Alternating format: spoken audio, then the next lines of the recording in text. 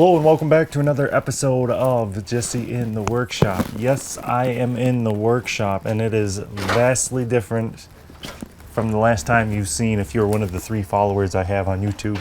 Over the past few days we've insulated all the walls, we've done the ceiling, and now we are just putting this horrible mess of a workshop back together. So that's what I'm going to set up and do today. Hopefully we can get back in somewhat of a more organized flow today. So,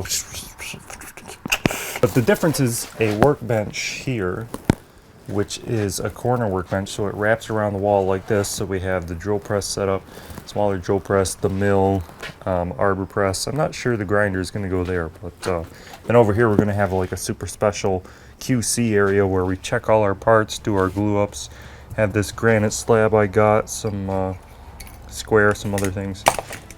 Anyway, that's going to be like our very high quality control area right here. All the lighting's in for that. Still have to put the lighting here, finish some of the insulation up here, and then just move the tools back in, put the dust collector in.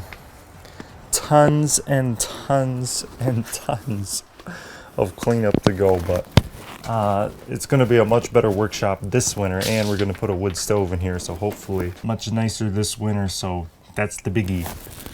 So I'm just gonna kind of run a little time lapse of me fixing this place. Let's get started. And just so you know, you thought this was just gonna be a mediocre time lapse of me cleaning the garage, but I'm actually gonna set this camera up, which is you guys, on this little slider here.